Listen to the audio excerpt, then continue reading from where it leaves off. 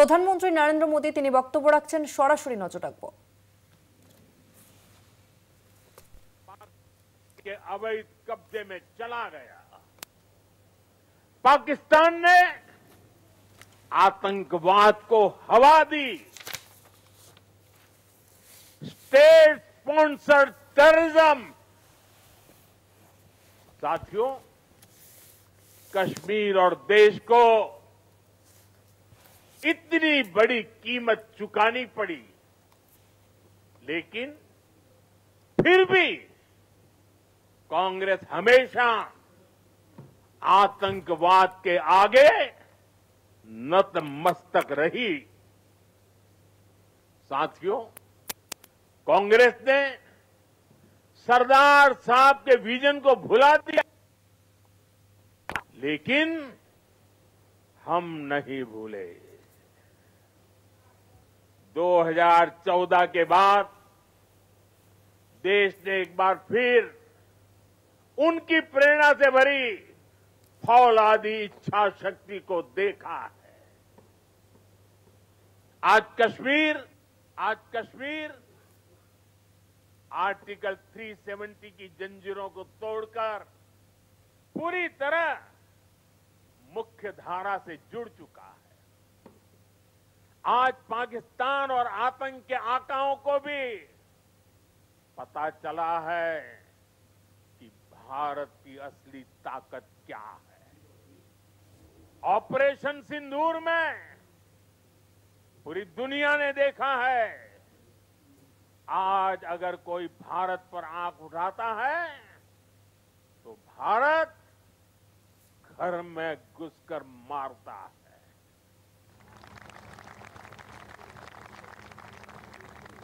हर बार भारत का जवाब पहले से बड़ा होता है, पहले से ज्यादा निर्णायक होता है।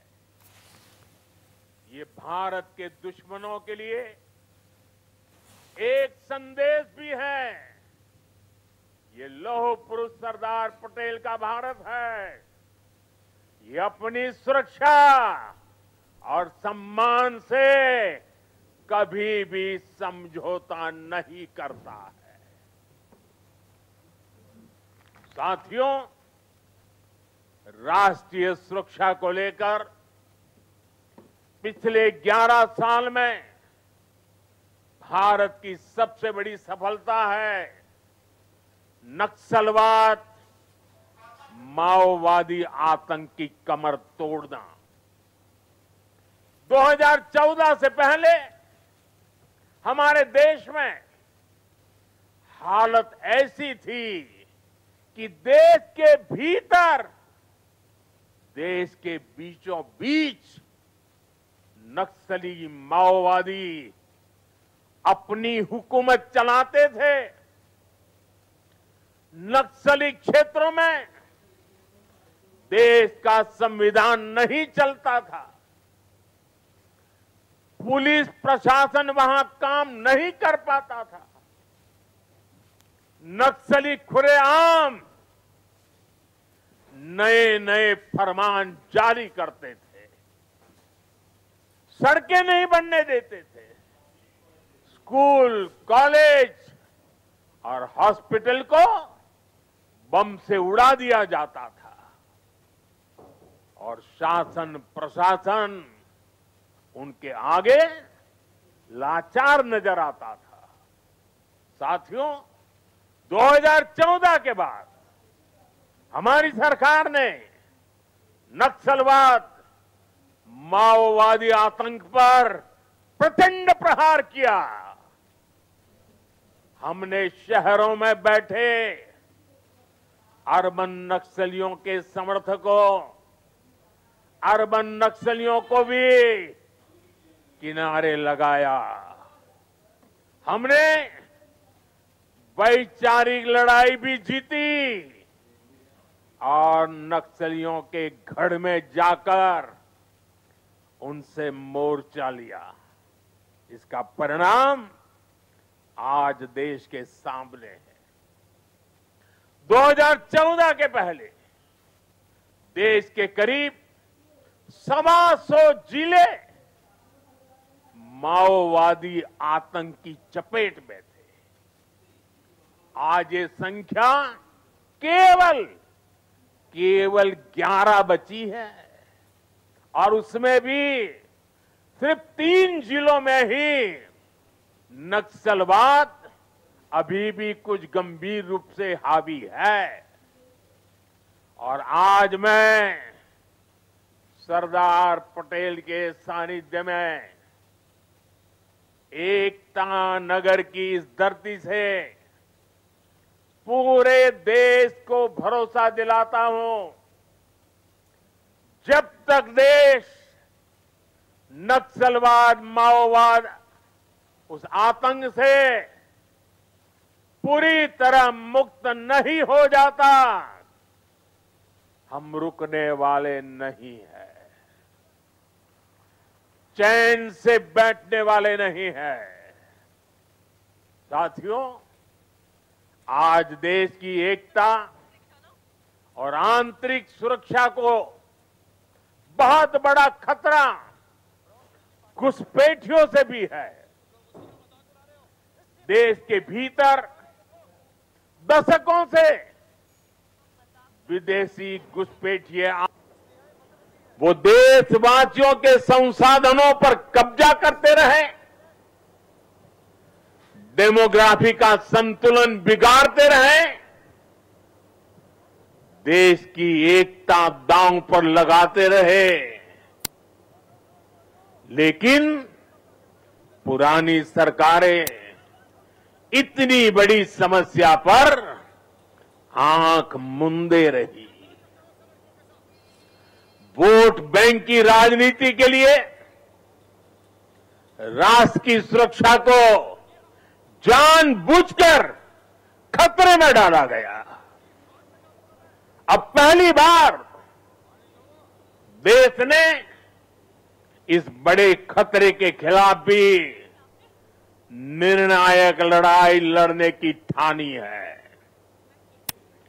लाल किले से मैंने डेमोग्राफी मिशन का ऐलान किया है, लेकिन साथियों, अब आज जब हम इस विषय को गंभीरता से उठा रहे हैं, तो कुछ लोग देश हित से ज्यादा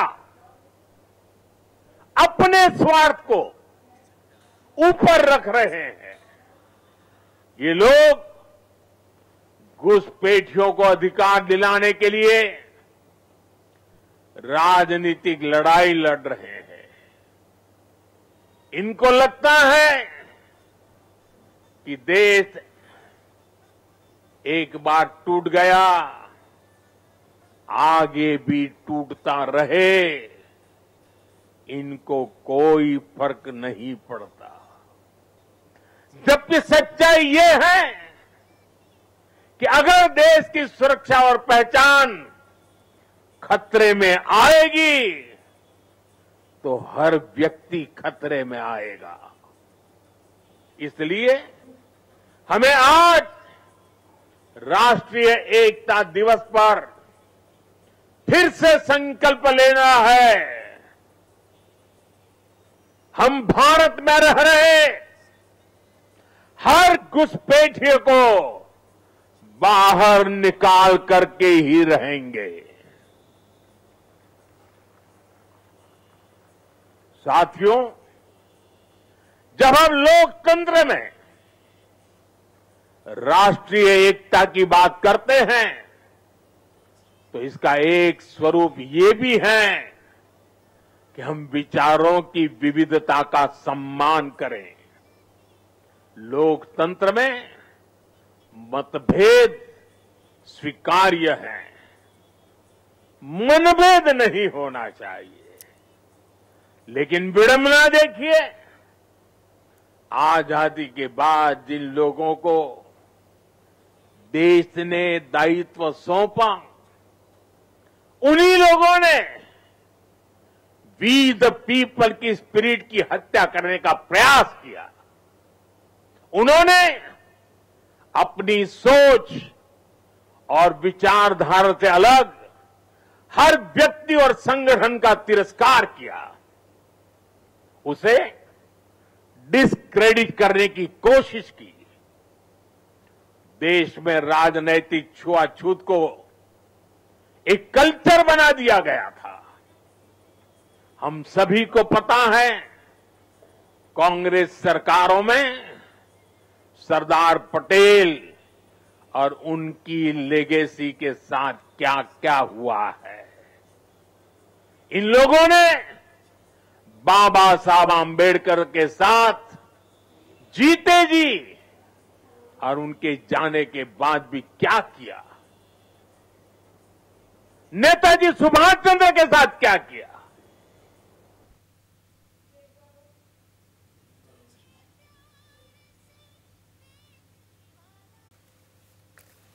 सैकड़ों भाषाएं और डायलेक्ट्स, बोलियां, ये भारत की खुली और रचनात्मक सोच का प्रतीक है। क्योंकि हमारे यहां किसी समाज ने, सत्ता ने या संप्रदाय ने कभी भी भाषा को अपना हथियार नहीं बनाया। एक भाषा को थोपने का प्रयास नहीं हुआ।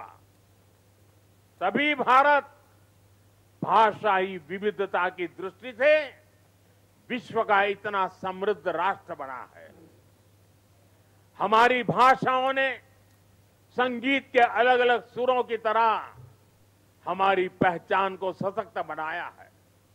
इसलिए साथियों, हम हर भाषा को राष्ट्रीय भाषा मानते हैं। हम गर्व से कहते हैं कि भारत के पास तमिल जैसी दुनिया की सबसे पुरानी भाषा है और हमें इसका गर्व है। हमारे पास संस्कृत जैसी ज्ञान की धरोहर है। इसी तरह हर भारतीय भाषा की अपनी खूबी है, अपनी साहित्यिक और सांस्कृतिक पूंजी है।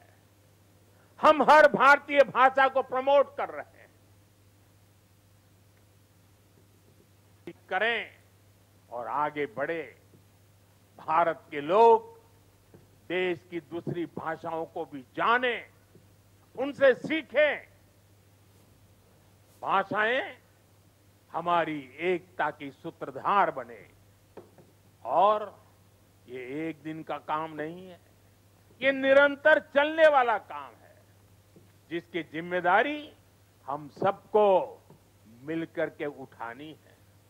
साथियों, हमारी एकता का तीसरा स्तंभ है भेदभाव मुक्त विकास। क्योंकि गरीबी और भेदभाव ही सामाजिक ताने बाने की सबसे बड़ी कमजोरी होते हैं। देश के दुश्मनों ने हमेशा इन कमजोरियों का इस्तेमाल किया है।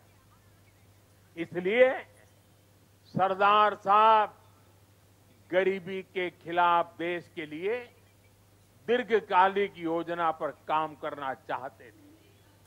सरदार पटेल ने एक बार कहा था कि अगर भारत को आजादी 1947 के बजाय उससे भी 10 साल पहले मिल गई होती तो भारत 1947 तक भारत खाद्यान्न की कमी के संकट से मुक्त हो चुका होता। उन्होंने कहा था कि जैसे उन्होंने रियासतों के विलय की चुनौती सुलझाई, वो अन्न की कमी की चुनौती भी सुलझा कर ही रुकते। ये थी सरदार साहब की इच्छा शक्ति। बड़ी से बड़ी चुनौती से निपटने के लिए हमें यही इच्छा शक्ति दिखानी होती है। और मुझे गर्व है कि हमारी सरकार सरदार साहब के इन अधूरे संकल्प को भी पूरा करने में लगी है। बीते एक दशक में हमने 25 करोड़ देशवासियों को गरीबी से बाहर निकाला है। आज करोड़ों गरीबों को घर मिल रहा है। घर घर साफ पानी पहुंच रहा है, मुफ्त इलाज की सुविधा मिल रही है, यानी हर नागरिक के लिए गरिमापूर्ण जीवन, ये आज देश का मिशन भी है और विजन भी है। भेदभाव और भ्रष्टाचार मुक्त ये नीतियां आज राष्ट्रीय एकता को मजबूत बना रही है। साथियों, राष्ट्रीय एकता का चौथा स्तंभ है कनेक्टिविटी से दिलों का कनेक्शन। आज देश में रिकॉर्ड हाईवेज और एक्सप्रेसवेज बन रहे हैं। वंदे भारत और नमो भारत जैसी ट्रेनें भारतीय रेल को ट्रांसफॉर्म कर रही है। छोटे शहर भी अब एयरपोर्ट की सुविधा से जुड़ रहे हैं। इस आधुनिक इंफ्रास्ट्रक्चर से भारत को लेकर दुनिया का नजरिया ही पूरी तरह बदल रहा है। इसने उत्तर से दक्षिण, पूरब से पश्चिम देश की दूरियों को भी कम किया है। आज लोग आसानी से दूसरे राज्यों में पर्यटन के लिए जा रहे हैं, व्यापार के लिए जा रहे हैं। ये पीपल टू पीपल कनेक्ट और कल्चरल एक्सचेंज, उसका एक नया दौर है जो राष्ट्रीय एकता को बल दे रहा है। और डिजिटल रिवॉल्यूशन जो हुआ है, उसने इस एकता को नई मजबूती देने का अवसर भी दिया है। आज डिजिटल कनेक्टिविटी का भी दिलों की कनेक्टिविटी में एक नया मार्ग प्रशस्त हो रहा है। साथियों, सरदार पटेल ने एक बार कहा था, मुझे सबसे ज्यादा खुशी तब मिलती है जब मैं देश के लिए काम करता हूं। मैं भी आज हर देशवासी से यही आह्वान करता हूं, देश के लिए काम करने से बड़ी खुशी कोई और नहीं हो सकती। मां भारती की साधना हर देशवासी की सबसे बड़ी आराधना है। जब 140 करोड़ भारतवासी एक साथ खड़े हो जाते हैं तो चट्टानें खुद रास्ता छोड़ देती हैं। जब 140 करोड़ देशवासी एक स्वर में बोलते हैं तो वो शब्द भारत की सफलता का उद्घोष बन जाते हैं। हमें एकता के इसी मूल मंत्र को अपना संकल्प बनाना है। हमें बंटना नहीं है, हमें कमजोर नहीं पड़ना है। यही सरदार साहब के लिए हमारी सच्ची श्रद्धांजलि है। मुझे विश्वास है हम सब साथ मिलकर एक भारत श्रेष्ठ भारत के संकल्प को मजबूती देंगे। हम साथ मिलकर विकसित भारत और आत्मनिर्भर भारत के सपने को पूरा करेंगे। इसी भाव के साथ मैं एक बार फिर सरदार साहब के चरणों में श्रद्धांजलि देता हूं। मेरे साथ बोलिए, भारत माता की आवाज देश के हर कोने में पहुंचनी चाहिए। साथियों, भारत माता की, भारत माता की, भारत माता की, वंदे वंदे वंदे वंदे वंदे वंदे वंदे। आप सबका बहुत बहुत धन्यवाद। बहुत बहुत धन्यवाद माननीय प्रधानमंत्री श्री आपका, आपके प्रेरक के परिपूर्ण संबोधन के लिए। पूज्य सरदार की इस 150वीं जन्म जयंती पर पूज्य सरदार के चरणों में शत शत नमन।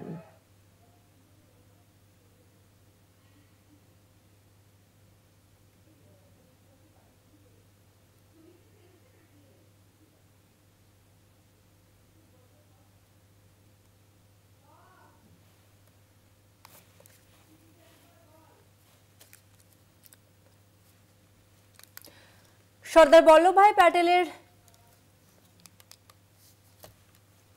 জন্মবার্ষিকীতে স্ট্যাচু অফ ইউনিটিতে শ্রদ্ধা জ্ঞাপন প্রধানমন্ত্রী নরেন্দ্র মোদীর। সর্দার বল্লভভাই প্যাটেলের 150তম জন্মবার্ষিকীতে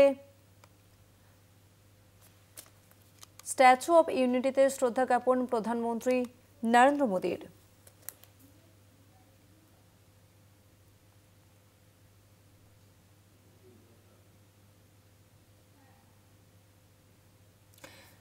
দু সাল থেকে সর্দার বল্লভভাই প্যাটেলের জন্মদিনকে জাতীয় ঐক্য দিবস হিসেবে পালন করছে কেন্দ্রীয় সরকার এবং তার 150তম জন্মদিন উপলক্ষে দেশ জুড়ে পালিত হচ্ছে ভারত পর্ব। আগামী 15 দিন ধরে প্যাটেলের স্মরণে চলবে নানা অনুষ্ঠান।